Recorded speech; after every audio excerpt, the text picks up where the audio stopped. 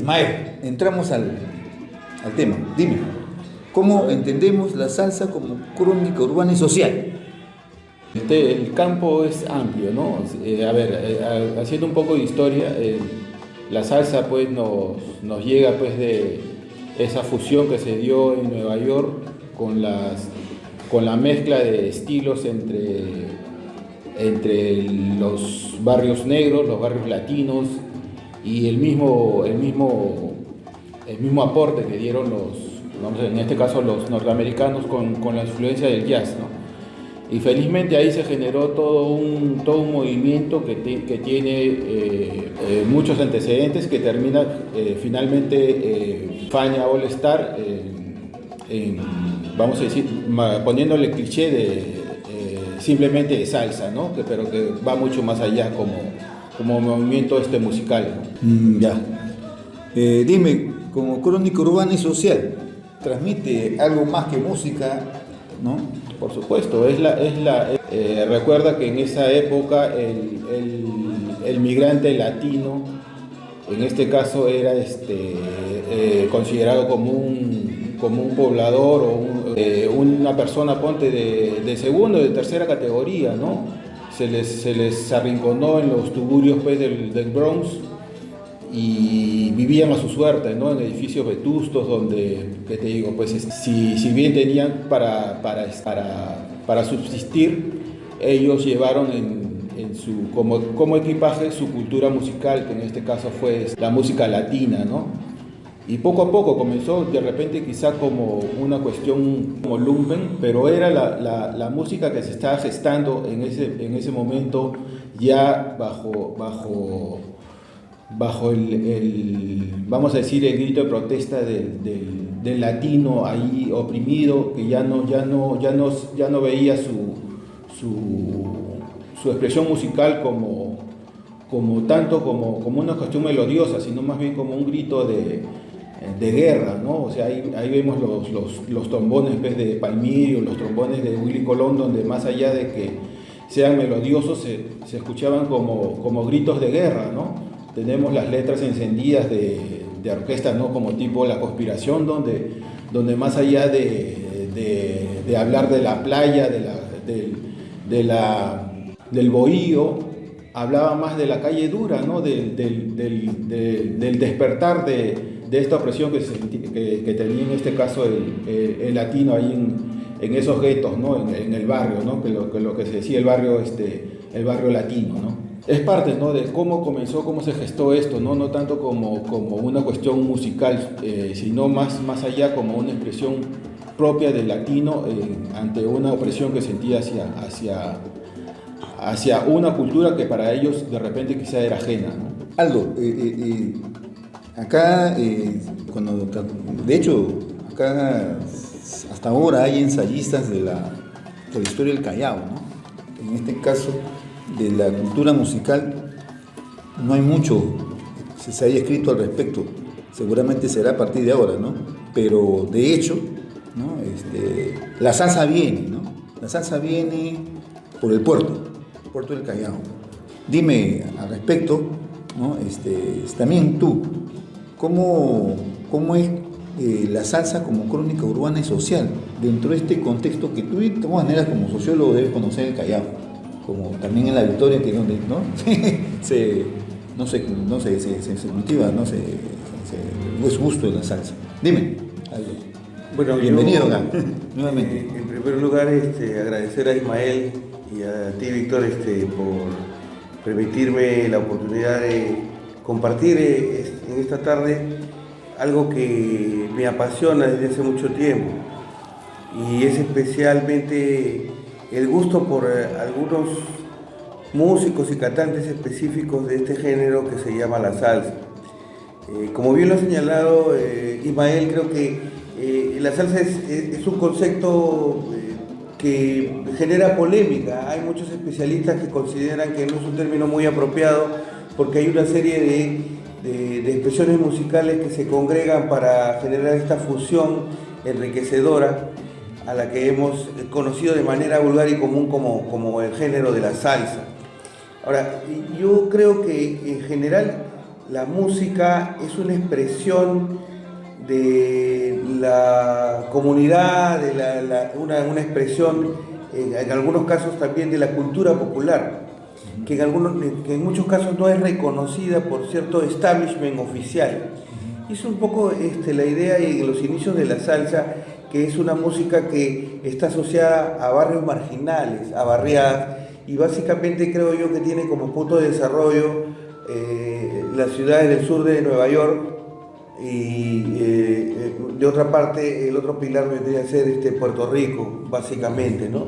Si bien es cierto, hay músicos que han surgido de otros espacios que podrían ser centroamericanos o caribeños, los referentes más fuertes y las figuras y los íconos más importantes se han radicado o bien en Nueva York o en Puerto Rico, básicamente. ¿Y Cuba?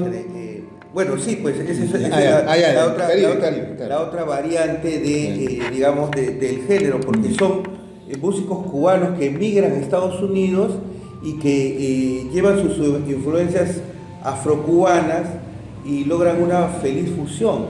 Justamente un poco nos estábamos adelantando de pronto, pero era interesante aquí la figura de un director musical como Mario Bauzá, que invita a un amigo conocido como Frank Grillo Machito, y ellos forman la famosa orquesta de Afro-Cuban All Stars, ¿no?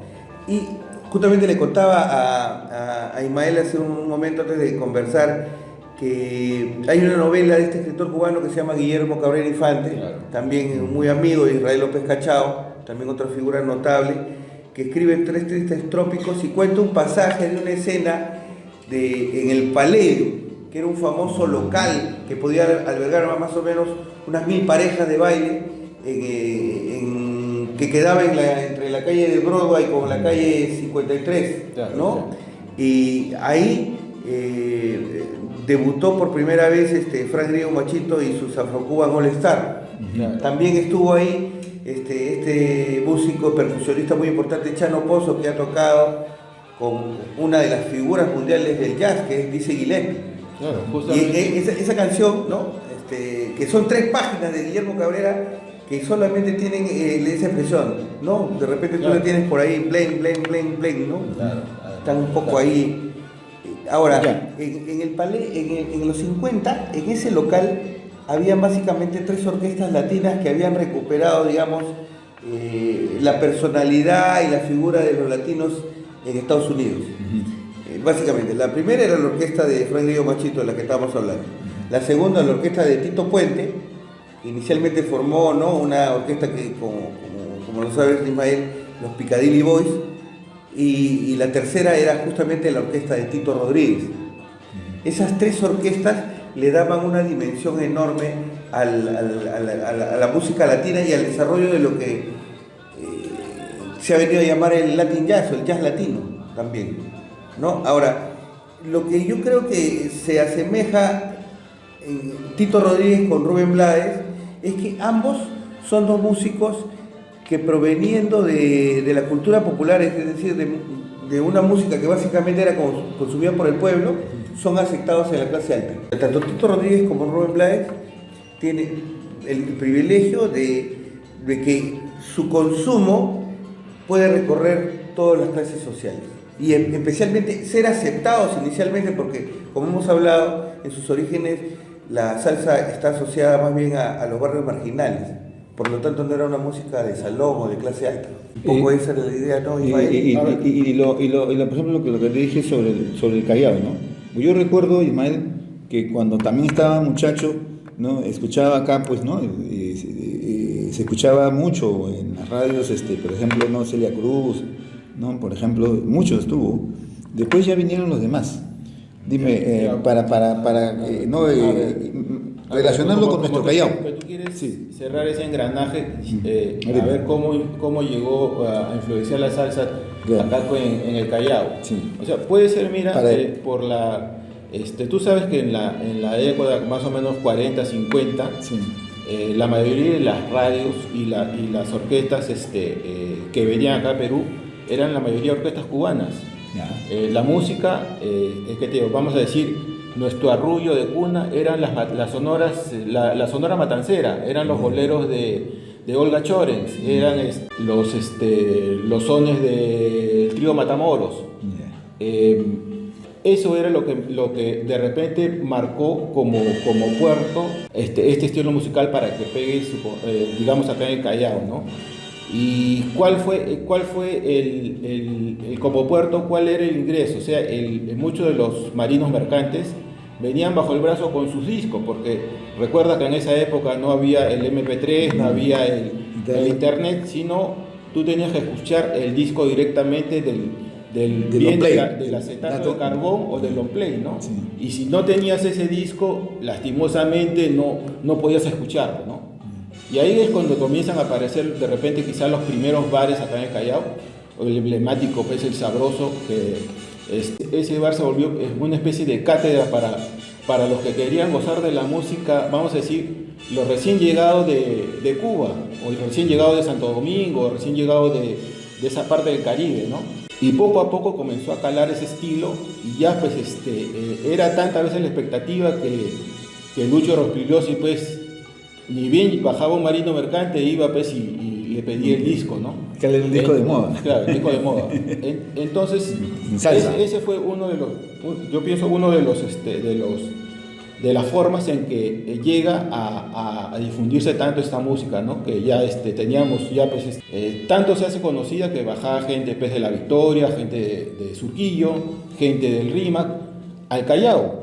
Por eso mismo que te decía, por lo que en este caso, en ese tiempo no podías tú copiar un disco, sino tenías que escuchar el original, y si no escuchabas el original, lastimosamente no, el privilegio de gozar a ese cantante o ese conjunto o esas sonoras, ¿no? Y ahora pues también, ante ese apogeo de la música cubana, que hablo de la década del 50, tuvimos la visita de grandes artistas, pues estuvo aquí en el Perú Benny Moré, tuvimos a La Matancera, estuvimos al mismo Tito Rodríguez. Tito Rodríguez celebra sus 25 años como vocalista un año antes de fallecer en el Tumi, acá en Lima. O sea, tuvimos ese privilegio de, vamos a decir, gozar del último concierto que en vida hizo Tito Rodríguez. O sea que aquí sí, sí había ese espíritu de cultivar la música, vamos a decir, caribeña, que es el gran colchón para que nazca después la salsa, ¿no? Yo quería agregar algo, más bien, justamente a propósito de esta relación entre el pueblo y la música, ¿no? Un antropólogo brasileño, Roberto de Oliveira, ha estudiado este fenómeno de los carnavales, ¿no? Como ritos de comunidad. Es decir, las fiestas, las festividades cumplen varias funciones. En primer lugar, integran a las poblaciones, integran a las comunidades, pero en segundo lugar, los nutren de una identidad, les dan identidad. Esto es un poco lo que sucedía. Hay que recordar por qué en la década del 50 es importante la influencia de la música cubana, que llega también a México y que hace aparecer el famoso bolero mexicano. Claro. Porque hay que recordar que tanto Cuba como México eran centros de influencia cultural, sobre todo, por ejemplo, en el caso de México con el cine. Y hay estudios que analizan, Carlos Monsiváis, que es un estudioso de la cultura popular, sostiene que los mexicanos iban al cine a aprender a ser mexicanos. Es decir, que ahí te vas formando y vas encontrando tu identidad y te vas viendo como un referente, ¿no? Sí. Entonces, algo similar sucede un poco con la música. Va perfilando identidades populares, porque son la expresión de vivencias cotidianas, de sufrimientos, de emociones, de alegrías, de anhelos, de expectativas que se van desarrollando y que van a lograr una feliz expresión en las composiciones de un intelectual, por ejemplo, como Tite Curea Alonso, y específicamente del caso que queríamos hablar. Yo, que soy un aficionado frente a Ismael, en realidad soy, la verdad, solamente un aficionado, y es por eso que quería que el día de hoy hablábamos de Rubén Blades. Claro. Ajá. Bueno, ya. Entonces quedó claro la salsa como crónica urbana y social, ¿no? Expresión cultural. ¿no? de los pueblos, ¿no?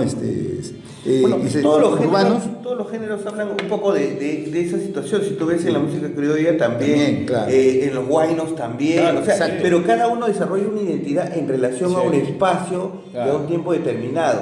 Entonces, esto es un referente más urbano, Claro. de barriadas asignadas, de barriadas donde Claro. comienzan allá a aparecer las formas de sobrevivencia, por eso que salen los famosos delincuentes, pues, Claro. los de la chaveta, la chaira, ¿no? Los que tienen que saber cómo pelear en la calle porque la vida es dura y muy violenta. Claro. ¿no? Es un poco esa, y Claro. entonces las letras Ya, van ya. a ir contando. Ya, justamente, ¿no? cosas. Donde el cinturón, ¿no? de trabajadores, ¿no? de industriales y los desocupados conformaban, pues, tanto en el Callao y la Lima urbana, ¿no? ese contingente que abraza la salsa, ¿no? Que abraza la salsa, ¿no? Y que son los portuarios, los trabajadores portuarios que las traen y entran en contacto, ¿no? La diferencia es que, como tú dijiste, ¿no? En otros lugares la salsa llegó a la clase media y alta. Acá en el Callao no. Acá recuerdo que fundamentalmente llegaba, pues, a los barrios obreros, ¿no? A los barrios, y obviamente Algunos músicos nada más, sí, no todos. ya. ¿no? Entonces, Algunos músicos. no, pero acá fundamentalmente yo recuerdo, ¿no? Que la gente de clase media en el Callao no bailaba salsa. Quien hablaba de la salsa era de la No, zona más pero popular. mira, A ver, sí. mira, Me como puedo cual- equivocar, pero Claro, ahí tuvo como- que quedar ese. Claro, como cualquier expresión cultural, si te das cuenta, en este siglo XX, ¿qué expresiones culturales, musicales han surgido en el mundo? Tenemos al rock, Ya. tenemos al jazz y tenemos a la salsa. Tres movimientos culturales. Estos tres nacen de expresiones populares. O sea, si tú analizas también el jazz viene pues de la influencia de los barrios negros. claro, de los barrios negros, de los algodoneros, que en este caso ellos crean todo un estilo que también fue en su momento estigmatizado, o sea, tratado de música, pues, de lumpen. Y ahora, pues, Música de obrero, claro, música sí, del. sí. Y ahora, pues, es todo desocupado. una expresión musical a nivel mundial, no solo O sea, tiene un no solo estatus, Estados Unidos, ¿no? claro. Y dentro de eso también la salsa también tiene ese origen, ¿no? O sea, origen, de repente, vamos a decir lumpen, pero va desarrollándose y en eso, pues, Va llegando a todos los sectores claro, sociales. en eso uno de los grandes, vamos a decir, que logra que la salsa un poco rompe ese esquema es Rubén Blades. Pues bien, porque, amigos. porque había algunos músicos que un poco también, algunos cantantes que incidían en ese estilo más bien lumpen, chavetero, Claro, o sea, sí. incluso el primer disco de Willy Colón se titula El Malo, Claro. ¿no? En alusión o sea, se jugaba mucho con esas cosas, ¿no? Con el estereotipo, ¿no? Con esos estereotipos, sí, Claro. en general, pero que van dándole una identidad digamos, al poblador urbano que se veía retratado en esas letras. Claro. Claro, interesante.